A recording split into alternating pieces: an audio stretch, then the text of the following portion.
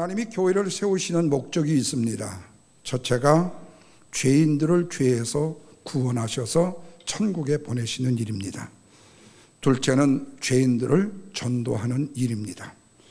셋째는 전도된 영혼들을 교회에서 교육하는 일입니다.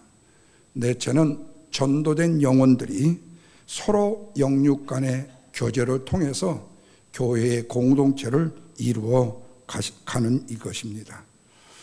그런데 오늘날 교회가 이렇게 주어진 사명을 다하고 있는가 하는 것입니다. 이 사실을 생각해 보면서 저는 문득 한때에 가장 짧은 시간 내에 지구의 절반을 공산주의의 이론으로 확장을 시켰던 그 역사를 생각해 보게 되었습니다. 어떻게 짧은 그 시간에, 지금은 다 망했죠. 오직 이북 김정은이 공산주의밖에 없습니다. 그런데 왜 짧은 역사 가운데에서 공산주의가 지구의 절반을 붉은 것으로 물들게 할 수 있었는가? 왜 그런 역사가 가능했었는가? 역사학자들의 이유를 보니까 세 가지 이유가 있었습니다. 첫째가 학습의 힘입니다. 가르침, 학습의 힘. 학습의 힘이라는 것이 얼마나 놀라운 것인가를 우리가 지금 경험하고 있습니다. 북한의 김정은 37살, 8살 우리 아들하고 동갑입니다. 그런데 그가 위대한 영도자로 추앙을 받고 있습니다. 뿐만 아니라 잘못된 진리라는 이론도 진리로 믿게 만드는 것이 바로 학습의 힘입니다. 두 번째가 조직의 힘입니다. 조직의 확산의 근거로 공산주의는 2명만 있어도 그 조직 안에다가 사람을 가둘 수 있는 힘이 있다는 거예요. 그래서 진실을 절대로 이야기하지 않습니다. 어떻게든지 변명을 하고 어떻게든지 눈가림을 해서 그것을 진리로 만들어버리는 것입니다. 그러면 나중에는 이것이 하도 오래되고 계속 반복되다 보면 사람들한테 실증이 나가지고 그런갑다 하게끔 그냥 믿게 만들어버리는 거예요. 이게 바로 조직의 힘입니다. 세 번째는 액티비티, 활동의 힘입니다. 10불이라는 금액을 한 사람의 주머니에 집어넣어 그냥 있게 되면 10불 가치밖에 남지 않습니다. 그런데 10사람을 거쳐가지고 10불을 활용하게 되어지면 10,000불의 가치를 낳는다는 통계가 있지요. 다시 말하면 10불을 가지고 얼마나 활동하느냐에 따라서 그 파워가 결정된다는 겁니다. 그래서 공산주의자들이 쓰는 용어 중에 투쟁이라는 용어를 많이 쓰지요. 그런데 비유가 좀 이상합니다만은 복음의 전파를 위해서도 사실상 이 세 가지가 굉장히 필요하다는 거예요. 먼저는 하나님의 말씀을 학습시키는 겁니다. 두 번째는 조직을 만든 후에 열심히 활동하게 하는 겁니다. 다시 말하면 복음의 진리 안에서 활동하게 되어지면 한 사람의 힘이 엄청나게 증폭되는 결과를 가져온다는 거예요. 그리고 영혼의 구원을 위해서는 직접적으로 전도에 힘쓰게 만들고 자기의 분야에서 성공적인 삶을 산 사람들을 앞세워가지고 간접 전도에 힘쓰게 만든다는 거예요. 그리고 주어진 재능과 시간과 물질을 힘써 활용하게 하는 겁니다. 이것이 관심과 전략을 가지고 그냥 순식간에 하는 것이 아니라 천천히 지속적으로 꾸준히 행하는 거죠. 무엇보다도 시간은 아껴야 됩니다. 영혼을 구원하는 일들에 투자하고 사명적인 제자를 만드는데 일조를 하는 거죠. 그런데 오늘 본문의 말씀에 나오는 예수님의 제자를 얻는 첫 장면을 통해서도 우리에게 굉장히 중요한 몇 가지를 깨닫게 해줍니다. 첫째는 예수님은 공생의 첫 사역이 제자를 삼는 사역이었다는 사실이에요. 제자 삼는 사역이었다. 이 말을 우리가 역으로 말하면 교회에 다니는 교인으로 머물지 말고 주님 안에 있는 신실한 성도가 되어서 더 나아가서는 주님을 위해서 액티비티한 활동하는 제자가 되라는 말씀입니다. 둘째는 예수님의 첫 두 제자가 원래는 세례 요한의 제자였다는 거예요. 오늘 보면 35절 말씀에 보면 세례 요한이 자기 제자 중 두 사람과 함께 뭐 했다고 그랬죠? 스탠딩 했다, 섰다고 표현을 했습니다. 다시 말하면 이 두 제자가 예수님의 제자가 되기 전에는 세례 요한의 핵심적인 제자였다라는 말씀이에요. 셋째는 두 제자가 주님을 쫓으면서 주님의 거처를 물었다는 사실입니다. 보면 38절입니다. 거기에 쭉 보면 끝부분에 뭐라고 그랬죠? 랍비여 어디에 계시오니까. 자, 이 질문을 통해서 두 제자가 어떤 마음을 가졌는가를 읽을 수 있어요. 다시 말하면 이 말의 뜻은 주님이 계신 곳이라면 우리도 가겠다는 철저한 제자 의식을 읽게 된다는 말씀입니다. 결국 39절에 보면 두 제자는 예수님을 만난 첫날부터 예수님과 함께 뭐 했다고 그랬어요? 동고동락을 했다고 했습니다. 여기서 제자들은 이유가 없었습니다. 변명이 없었습니다. 몸과 마음 전체를 주님 앞에 던지는 모습을 보게 되어져요. 이들은 예수님을 위해서라면 모든 것을 포기할 줄 아는 헌신적인 사람이 되고 말았다는 사실입니다. 근데 제가 40절에 보면은요, 예수님의 첫 두 제자 중에 하나가 누구냐 하는 거예요.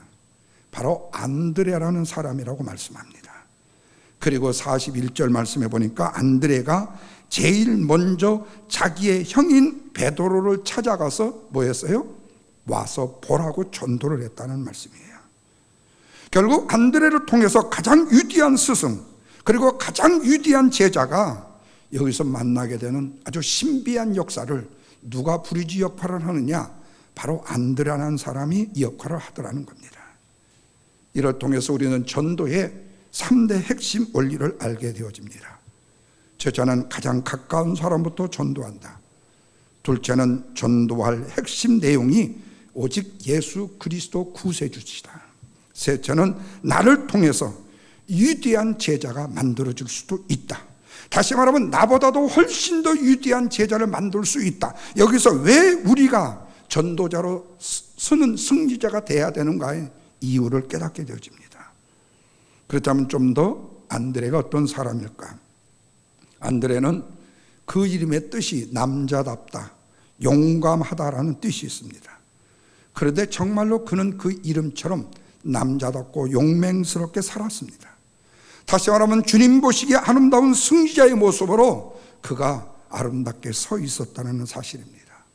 그 이유를 세 가지로 정리해 보려고 합니다. 첫째는 안드레는 작은 것부터 살피는 사람이었다는 거예요. 여러분, 우리 보통 사람들이 좋아하는 게 뭐죠? 큰 거, 그리고 큰 것부터 하려고 하죠. 왜냐하면 적은 것은 시원찮게 생각하는 경향이 참 많습니다. 그런데 안드레는 너무나도 섬세하게 작은 일부터 했다. 그래서 베드로와는 한 형제이지만 성격이 너무나도 달랐습니다. 마치 비유를 하자면 베드로는 활활 타오르는 휘발유 같다면 안드레는 꾸준하게 타오르는 조개탄 같은, 우리 고기 바베큐하는 조개탄 같은 그런 사람이었다는 거예요. 이런 면에서 봤을 때 안드레의 작은 것에는 뭐가 있었냐? 보살핌이라는 것이 여러 모양으로 나타나더라는 거예요. 그가 예수님을 만나자마자 최초로 예수님을 믿는 제자, 다시 말하면 첫 번째 제자의 개척자가 된 사람이 누구냐? 바로 안드레였습니다. 그리고 개척자의 그 외로움을 해결할 수 있는 가장 적절한 방법, 나 혼자 뭐 해요? 나 혼자 무슨 성경 공부를 해요? 나 혼자 무슨 교회를 봉사해요? 이 외로움에 터져서 나는 할 수 없어요, 나는 못해라고 말하지 아니하고 그 외로움을 가장 적절하게 해결할 수 있는 방법으로 자기 형 베드로를 전도하기를 선택했다라는 말씀입니다. 환경을 핑계하지 않고 상황을 핑계하지 않았다는 겁니다. 뿐만 아니라 그는 자기가 예수님을 만나고 제일 먼저 자기의 형인 베드로를 전도함으로써 가족 전도의 최초의 모델이 된 사람이라. 그래서 안드레의 전도는 한 사람의 전도가 얼마나 중요한지를 잘 가르쳐주고 있어요. 왜 그렇지요? 이 안드레가 전도했던 베드로의 사역이 후에 보면 성경에 엄청나게 귀중한 사역이 되었기 때문에 그렇습니다. 자, 1년의 이런 과정을 통해서 예수는 만난 베드로가 안드레가 41절 말씀에 보면 그가 먼저 자기 형제 시몬을 찾아가 말하되 우리가 누구를 만났다고 그랬어요? 메시아를 만났다고 말합니다. 그리고는 42절에서 데리고 예수께로 왔다 그랬어요. 다시 말하면 안드레는 자기가 메시아를 만났다는 이 사실에 대해서 자기 형제에게 그 메시아를 소개하는 일에 대하여 일을 멈추지 않았다는 말씀입니다. 오늘 우리 시애틀에는 고사리가 유명하고요, 송이버섯이 유명하고요, 그리고 등등의 산나물들이 참 많습니다. 제가 처음 20년 전에 이 시애틀에 와가지고 그 친구 목사님을 따라갔는데 고사리를 꺾으러 갔습니다. 근데 이분이 분명히 고사리 꺾는 데가 가깝다고 그랬는데 굉장히 이리 빙길 저리 빙길 돌아서 가요. 그러더니 한참 만에 고사리 밭에 도착을 했어요. 그래서 목사님, 굉장히 빨리 올 수 있다고 말하던데 왜 이렇게 오래 돌았냐고 그러니까 고사리 밭은 아들한테도 안 가르쳐 주는 것이라고. 그런데 목사님한테 내가 어떻게 쉽게 가르쳐 줄 수가 있냐고 우스갯소리지만 농담을 했어요. 송이밭은 뭐 처한테도 안 가르쳐 준다는 그런 우스갯소리가 있는데, 우리는 소중하고 귀한 것을 감추려고 하지만 사실은 이 안드레는 가장 소중하고 가장 귀한 메시아에 대한 만남 자체를 자기 형제 베드로에게 소개하는 일을 멈추지 않았다는 겁니다. 여러분, 왜 우리에게 그 뉴스가 있고 좋은 일이 있는데 사랑하는 내 가족을 주님 앞으로 이끌지 못하고 사랑하는 이웃들을, 사랑하는 내 친구를 왜 내가 주님 앞으로 인도하지 못하는 거예요? 왜 그 일을 멈추고 왜 그 일이 힘들다고 포기하느냐 그 말이죠. 그러자 그 다음에 일은 누가 하셨습니까? 주님이 하셨어요. 42절 하반절에 보니까 베드로를 예수께로 돌아오자 예수님이 베드로의 뭘 보셨을까요? 가능성을 보셨습니다. 그러면서 그의 이름을 뭐라고 지었어요? 게바라고 불릴 것이라고 말씀해요. 히브리 말로 반석이라는 뜻입니다. 헬라 말로는 베드로라는 뜻입니다. 그런데 예수님이 베드로에게 하신 말씀에서 위대한 인물을 낳게 하는 중요한 요소인 꿈을 배우게 됐다는 말씀입니다. 여러분, 이 말씀에서 우리가 얻을 수 있는 교훈이 있습니다. 그것은 뭐냐면 누군가의 작은 꿈이라도 내가 상대방에게 그 꿈을 내가 이해할 수만 있다면 무엇보다도 소중하고 무엇보다도 귀중한 일이 아닐 수가 없다는 말씀입니다. 그래서 우리는 아이들을 봤을 때에 얼굴이 잘생기고 못생기고를 떠나서 가능한 하면 참 잘생겼다, 참 똑똑하다, 참 지혜롭게 생겼다, 야 눈이 보통 눈이 아니다 등등의 아주 우리는 많은 칭찬과 그리고 그에 대한 배려를 해주죠. 그것이 아부가 아니라면 그 자녀에게 그리고 그 아이에게 꿈을 심어줄 수 있는 말들이 필요하다는 거죠.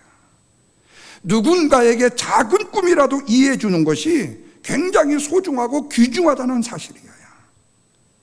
예수님은 베드로의 꿈을 이해하셨습니다. 그러면서 너는 지금은 갈대야, 왔다 갔다 하는 갈대야. 그런데 나중에 네가 반석이 될 것이라고 말씀을 하셔요. 그런데 베드로는 말씀대로 반석과 같은 최고의 제자가 되어집니다. 그렇다면 이 베드로가 예수님을 열심히 따랐던 이유가 뭐였을까 하는 거예요. 그것은 이분만은 내가 무식쟁이 어부였지만 나의 꿈을 이해해 준다라고 생각했기 때문이 아닐까 하는 거예요. 이런 면에서 베드로를 통해서 이루어진 전도의 열매는 그렇다면 근본적으로는 누구의 몫이라고 말할 수 있죠? 안드레, 자기 동생 안드레의 몫이라는 거죠. 안드레는 많은 영혼을 구원하지 못했지만 한 영혼이라도 구원하여 베드로로 하여금 많은 영혼을 구원하는 한 사람으로 세움을 입게 만들었다는 거예요. 그래서 우리는 많은 영혼을 전도하지 못한다 할지라도 한 영혼이라도 구원에 힘쓰라는 거죠. 뿐만 아니라 대중을 향해서 외치는 베드로도 우리에게 굉장히 소중하지만 한 영혼에 대해 관심을 갖는 안드레도 소중하다는 사실을 우리가 배우게 되어집니다. 말씀을 드렸듯이 대개의 사람들은 많은 것을 좋아하고 큰 것을 좋아합니다. 그러나 한 사람을 향해서 깊은 관심을 가졌던 안드레 같은 사람도 오늘 때로는 너무나도 필요하다는 말씀입니다. 숫자가 적은 곳에서라도 작은 것이라도 꾸준하게 자기의 자리를 지키는 이 삶이 진실하고 정말 복된 삶이기 때문에 이런 안드레의 아름다운 주의 축복이 저와 여러분에게 있기를 주님의 이름으로 축원합니다. 둘째로는요, 겸손히 상대방의 꿈을 키워주는 사람이었다는 거예요. 안드레는 처음 제자이면서도 기득권 세우지 않았습니다. 성경에 안드레에 대한 이름의 기록이 대략 12번 정도 나오는데 거의 뭐로 나오는 거니? 시몬의 형제 안드레 이렇게 나옵니다. 시몬 베드로의 형제 안드레 이렇게 나와요. 안드레가 기록된 이 성경을 봤다면 처음에 기분이 나빴을지도 모르겠어요. 뿐만 아니라 그는 주님이 12 제자 중에 포스트로 세웠던 세 제자 베드로, 야고보, 요한의 축에도 들지를 못했습니다. 어쩌면 이 상황을 볼 때 불쾌할 수 있을지도 모릅니다. 그렇다고 해서 그가 희생을 덜한 제자였기 때문에 이름이 덜 빛난 것은 결코 아니라는 거예요. 그렇다면 우리가 왜 그 이름이 덜 빛났을까 하는 그 이유를 우리가 자꾸 찾아본다면 흔한 말로 성경에 우리에게 늘 기록하고 우리가 흔히 많이 쓰듯이 이름도 없이 빛도 없이 수고하기를 좋아했기 때문이 아니었을까 하는 거예요. 이런 신앙이 이제 참 힘든데 말입니다. 이런 신앙을 갖기가 참 어려운데 말입니다.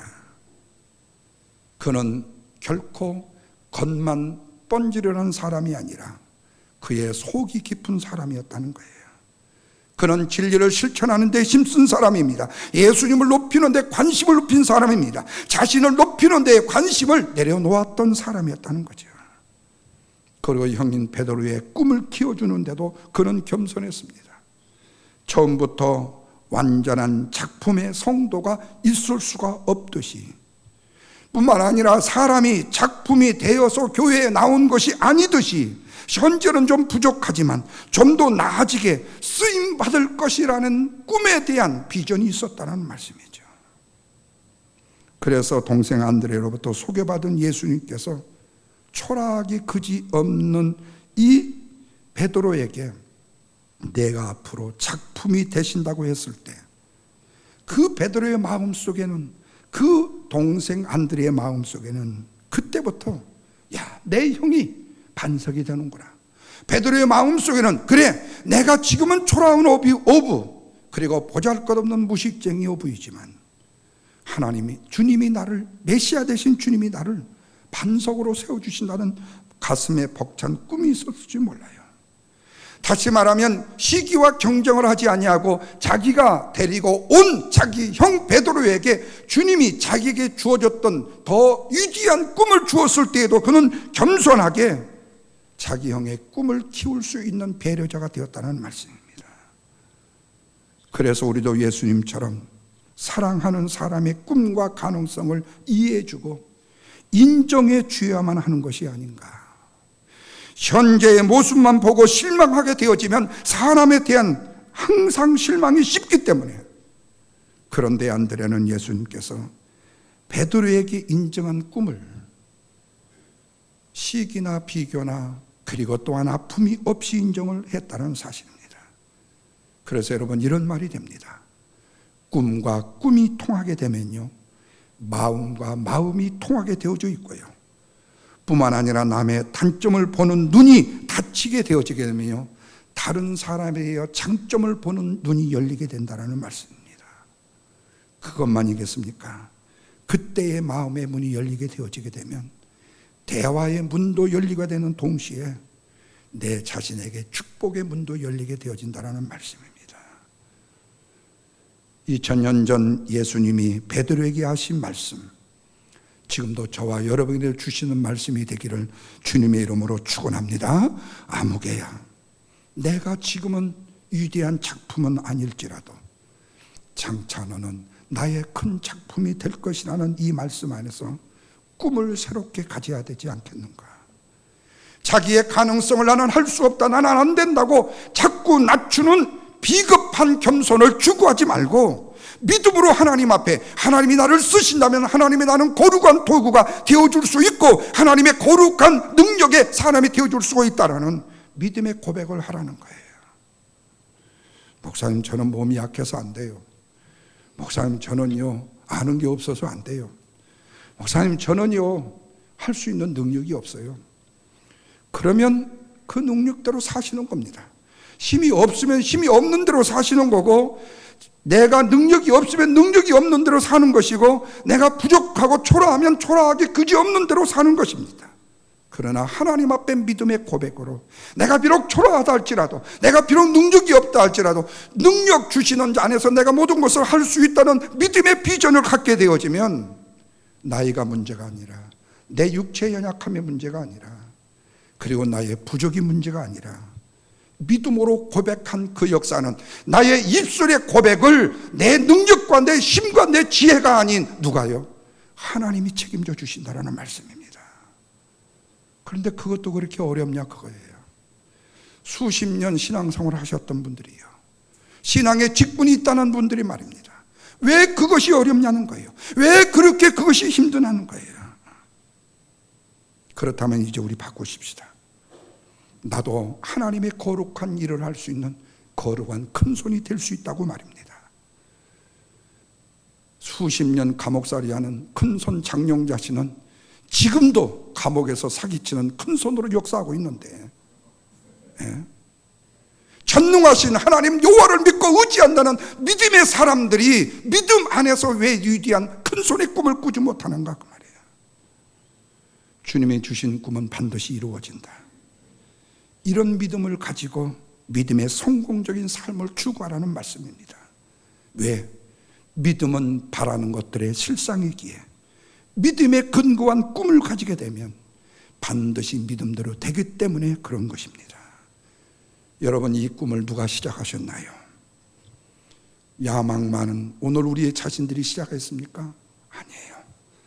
나는 마음이 온유하고 겸손하니 나의 멍에를 먹어 내게 배우라는 주님의 말씀을 가장 실천했던 안드레 같은 사람, 저와 여러분 같은 사람이 아니겠습니까? 사람들은 안드레보다도 베드로가 더 큰 사람이라고 말합니다. 그러나 겸손히 큰 사람 베드로의 꿈을 키워준 안드레는 그 사람보다도 더 큰 사람이 아니겠습니까? 사랑하는 자녀를 아버지보다도 부모보다도 훌륭한 자녀로 키운 그 부모가 더 큰 사람이 되시 말입니다. 믿음의 사람으로 주 앞에 서기를 주님의 이름으로 축원합니다. 마지막으로는요, 희생을 할 줄 알았다는 겁니다. 요세푸스의 기록에 의하면 안드레는요 나중에 러시아로 갔습니다. 그리고 복음을 전했다고 합니다. 그래서인지는 몰라도 지금 러시아에서요 안드레를 수호 성인으로 여기는 일들이 참 많습니다. 그것만이 아닙니다. 스코틀랜드와 그리스에서도요 안드레를 성인 중에 제일 성인으로 여깁니다. 안드레가 나중에 파트라 영주의 아내에게 주의 복음을 전했다는 이 고전의 내용이 있습니다. 그런데 이 페트라 영주가 자기 아내가 예수를 믿게 되자 안드레를 잡아다가 십자가에 처형을 합니다. 이때의 십자가에 처형해서 안드레가 그 페트라 영주에게 하는 말이 있었습니다. 영주여, 내가 죽는 모습이라도 우리 예수님과 똑같이 않았으면 좋겠다고요. 나의 죽을 수 있는 자세를 바꿔달라고요. 그래서 예수님은 똑바로 십자가에 못 박아 죽었고, 베드로는 거꾸로 못 박아 죽었고, 그리고 이 안드레는요 X자로요. 이 페트라 영주가 마지막 소원을 들어서 X자로 기로진 상태에서 십자가에 매달려 죽었다는 성화의 그림이 있습니다. 오늘날 사람들은 옳은 것을 매우 좋아합니다. 그럼에도 옳은 것을 위해서 희생을 하려고 하는 사람들은 그리 많지 않다는 겁니다. 왜 그렇죠? 자기의 유익만을 추구하기 때문에 그런 것이 아닌가. 그러나 하나님의 원리나 세상적인 원리까지도요 내 자신을 희생할 줄 알아야만이 사실은 내가 더 큰 유익을 얻게 되는데 말입니다. 그것은 바로 신앙생활의 요체가 십자가의 희생이기 때문에 그런 것이죠. 십자가의 희생이 없이 적당하게 신앙생활로 인해서 역사는 이루어질 수 없다는 거예요. 그러니까 우리 집사님 기도 중에 요행을 바라지 않았느냐고요. 이 정도로 적당하게, 이 정도로 내가 신앙생활하면 내가 신앙이라는 직분자요, 내가 신앙인이라는 삶의 모습을 갖추고 있지는 않냐? 그렇다면 하나님은 나를 축복을 벗어나게 하지는 않지 않겠느냐? 내 상황과 환경이 이러니까 라고요. 그러나 십자가의 희생이 없이는요, 적당하게 신앙의 축복을 바라서는 안 된다는 거죠. 안드레처럼 내 자신이 어디에 위치에 있음에도 상관이 없습니다. 날마다 희생의 정신을 가지고 내 자신이 가장 소중히 여기는 것까지라도 좋은 선택을 위해서는 내어놓을 줄 아는 희생이 필요하다는 겁니다. 내 자신만을 아는 이기심에 하나님의 임재를 크게 막기 때문에, 선한 역사를 이루는데도 장애 요소가 되기 때문에 자신만 아는 이기적인 욕심을 내려놔야 된다는 말씀입니다. 그래서 우리가 복된 삶을 원한다면 작은 것이라도 보살피는 훈련이 필요하고요, 겸손히 나를 내려놓고 남을 높여주는 훈련이 필요합니다. 그리고 내 자신을 희생하는 훈련과 남을 위해서 자꾸 주는 훈련을 해야만 합니다. 진리를 위해서 희생하면 희생한 것 이상의 것을 우리가 얻을 수 있기 때문에 그렇습니다. 진리가 되게 하려고 희생의 대가를 치를 때 진리가 참된 모습으로 나의 삶 속에 다가오기 때문에 그렇습니다. 이런 면에서 오늘 본문의 안드레는요, 우리 모든 신앙인들의 모범이 됩니다. 그래서 믿음에 근거한 구체적인 꿈을 가진 성도는요, 과거보다도 미래가 더 좋아질 것입니다. 사랑하는 성도는 말씀을 맺습니다. 4주년을 맞이하는 우리 주님의 영광교회가 전도의 꿈을 가졌다면요, 그 꿈으로 멈추지 마시고 남을 초청하는 일에 힘을 써야 됩니다.